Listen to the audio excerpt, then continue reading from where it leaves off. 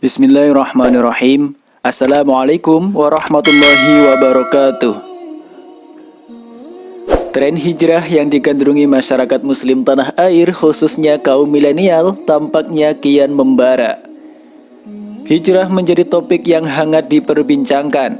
Produk-produk berlabel syar'i, komunitas dakwah, dan acara-acara bertema hijrah menjamur di mana-mana. Bahkan, para peserta hijrah rela mempersulit hidupnya.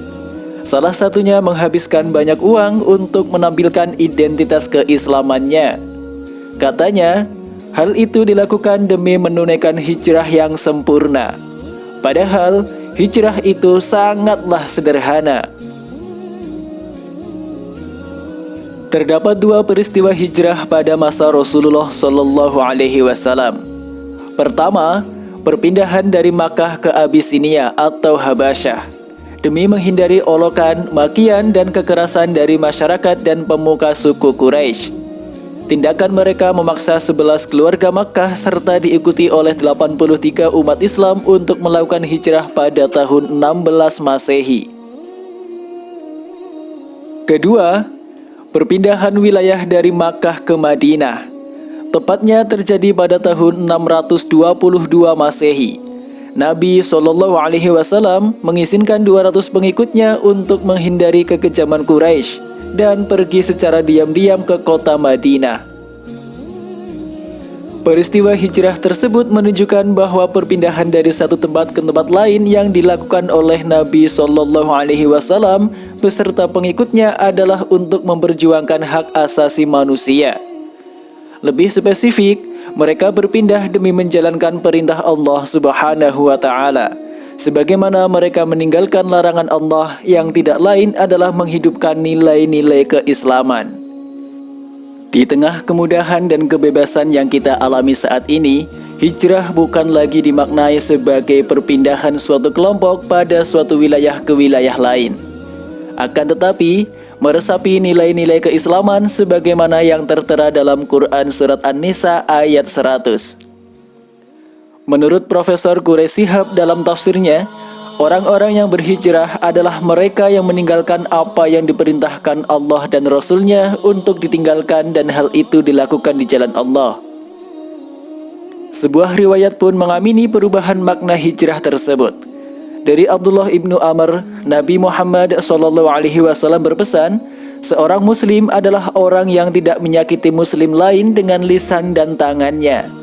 Sedangkan muhajir adalah orang yang meninggalkan apa yang dilarang oleh Allah Subhanahu wa Ta'ala. Hadis riwayat Bukhari. Tak ayal, hijrah itu sederhana.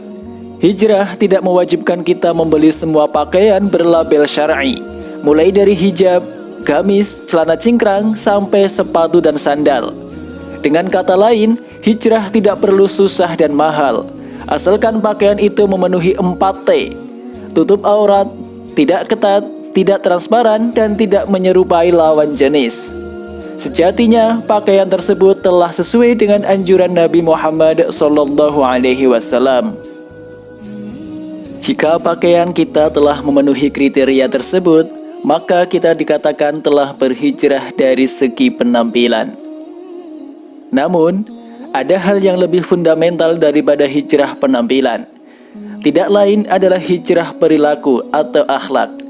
Dalam hadis di atas, Rasulullah SAW menyinggung bagaimana seharusnya seorang muslim berperilaku, yaitu menjaga lisan dan tangannya agar tidak menyakiti orang lain.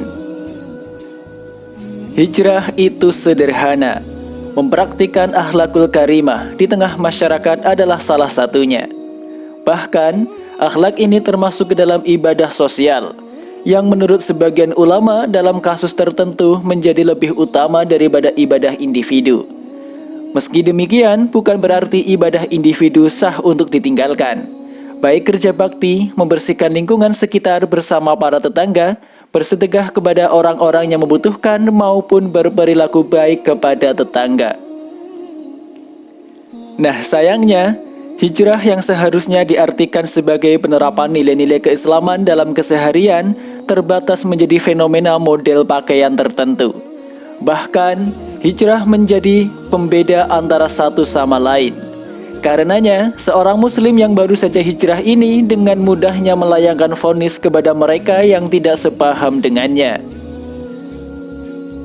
Fenomena hijrah yang digandrungi ini lebih mementingkan identitas atau tampilan dibandingkan dengan substansi hijrah yang sesungguhnya. Meninggalkan sesuatu yang buruk ke sesuatu yang baik, bukan hanya dari segi semangat keagamaan, namun perpindahan gaya berpakaian dan gaya hidup sehari-hari termasuk ke dalamnya. Padahal, pergeseran makna hijrah dari perpindahan wilayah menjadi peningkatan kesalehan individu sejatinya mudah dan sangat sederhana. Saat inilah barangkali kita harus memilih pendakwah, guru, atau ustadz yang benar dan moderat. Sebab, semangat keagamaan saja tidak cukup, diperlukan juga wawasan keislaman yang mapan. Dengan demikian, hijrah itu sangat sederhana.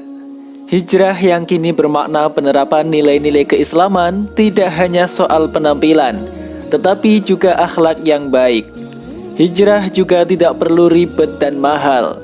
Cukup memenuhi kriteria pakaian yang menutup aurat, tidak ketat, tidak transparan, dan tidak menyerupai lawan jenis saja. Sejatinya, pakaian itu sesuai dengan ajaran Islam. Bahkan, alangkah baiknya kita juga fokus terhadap perubahan perilaku. Menjadi muslim yang berakhlakul terpuji, baik terhadap diri sendiri dan juga baik terhadap orang lain. Wallahu a'lam.